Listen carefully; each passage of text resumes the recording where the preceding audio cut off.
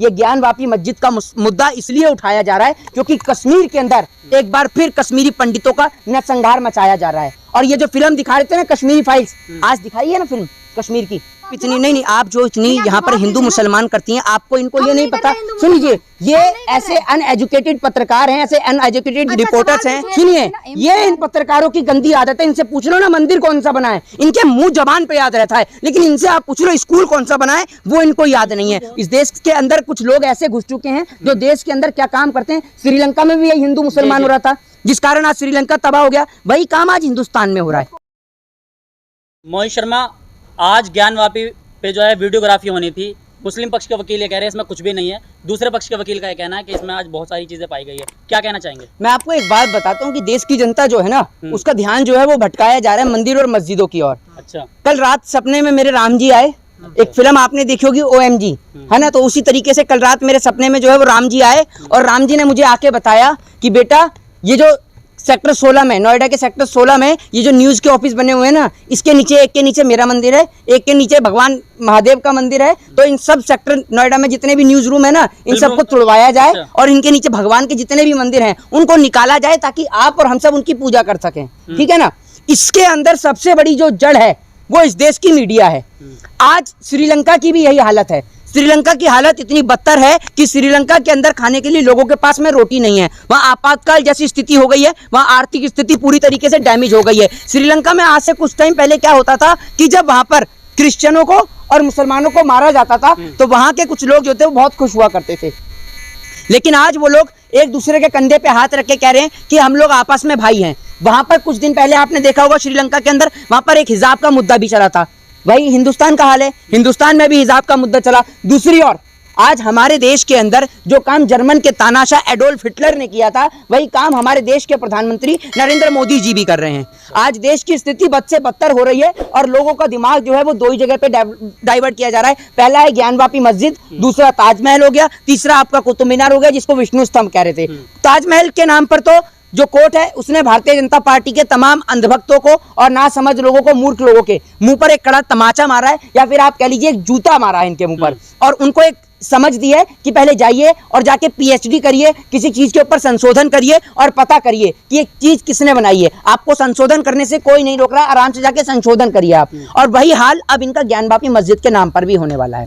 बनारस जो है, बनारस जाना जाता है बिस्मिल्लाह खां के नाम से, बनारस जाना जाता है काशी विश्वनाथ के नाम से। और बनारस के अंदर चाहे वो बिस्मिल्लाह खां हो, चाहे काशी विश्वनाथ हो, चाहे भगवान काल भैरव हो, ये धरती हिंदू मुस्लिम सिख ईसाई सभी लोगों की है। और बनारस का आदमी जो है वो एक साथ मिलजुल कर रहता है।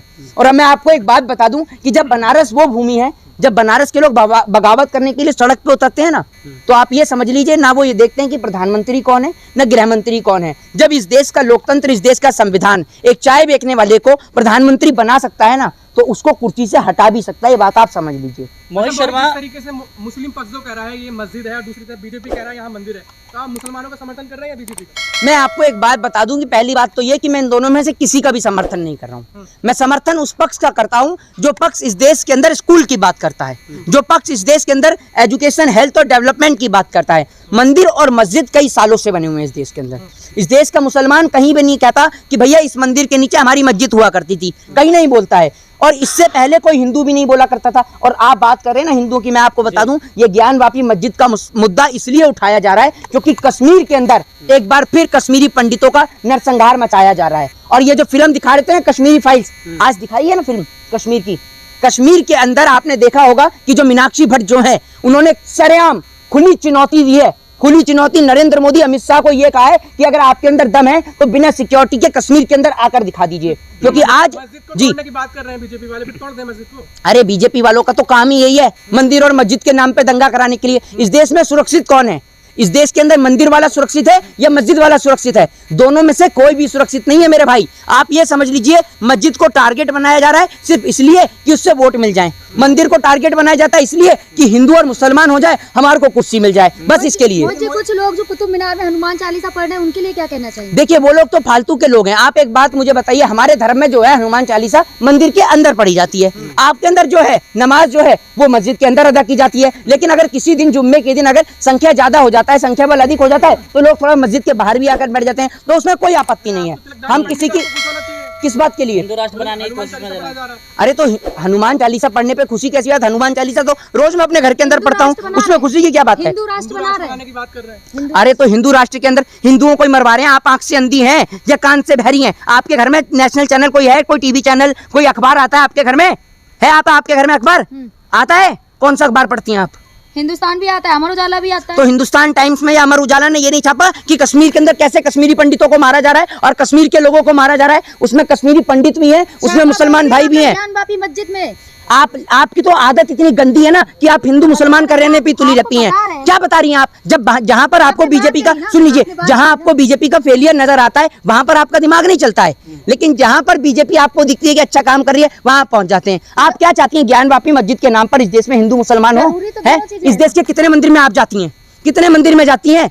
कभी संविधान पढ़ा है आपने या मंदिर और मस्जिद में ही उलझी रहेंगी? कभी संविधान के बारे में जानती हैं? संविधान का, तिलकधारी पंडित अरे आप ही बता तिलकधारी पंडित को आप चलिए, सुनिए, हनुमान चालीसा सुना दीजिए आप ही। अगर मैंने हनुमान चालीसा सुना दी तो क्या आप संविधान की पहली लाइन बता देंगी? ये बताइए आप मुझे। मैं तो हनुमान चालीसा यहाँ पढ़ के सुना दूंगा, आप संविधान की पहली लाइन सुना देंगी कि संविधान का पहला प्रश्न क्या कहता है?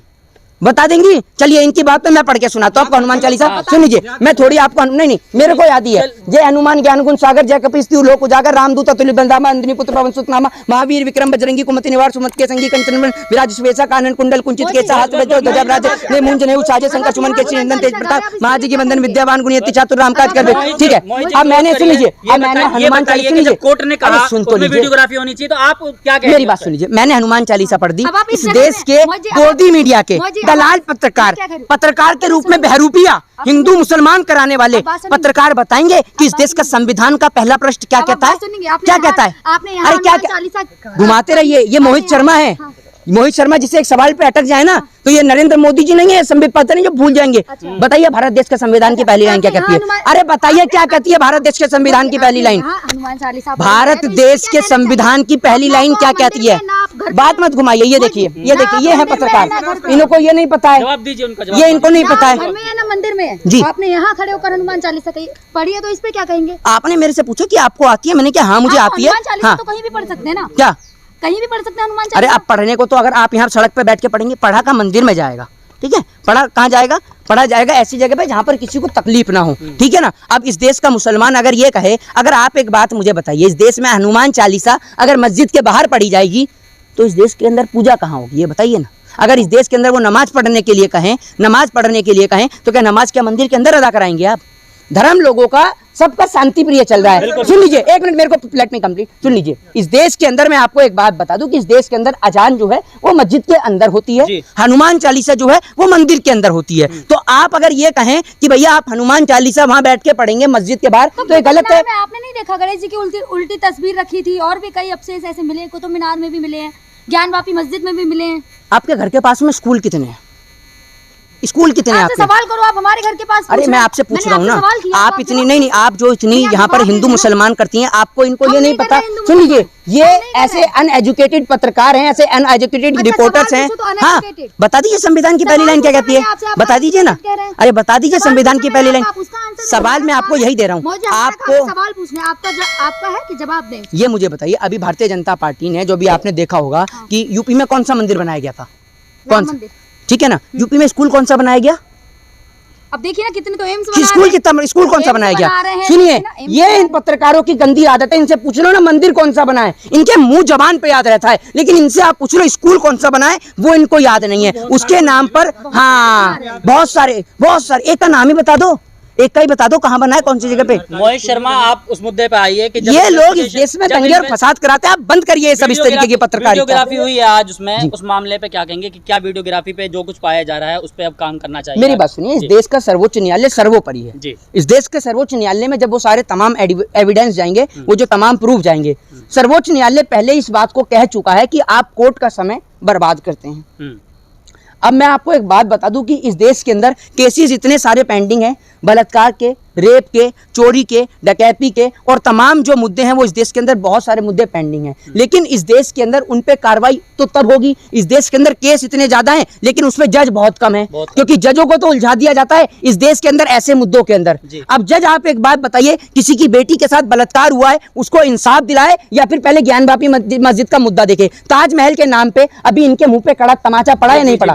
जिस तरीके से इनके मुंह पे ताजमहल के नाम पे कड़ा तमाचा पड़ा, अब की बार कोर्ट इनको यही कहेगा कि आप कोई भी, पहली बात तो कि कोर्ट के अंदर अगर कोई भी पीआईएल इस तरीके की दाखिल करता है और अगर वो झूठ निकलती है ना तो कोर्ट को उसको सजा सुनानी चाहिए, ठीक है ना। इन लोगों का काम है इस देश में उपद्रव फैलाना। इस देश के अंदर कुछ लोग ऐसे घुस चुके हैं जो देश के अंदर क्या काम करते हैं। श्रीलंका में भी यही हिंदू मुसलमान हो रहा था जिस कारण आज श्रीलंका तबाह हो गया, वही काम आज हिंदुस्तान में हो रहा है जो हिंदुस्तान की तबाही का कारण बनेगा।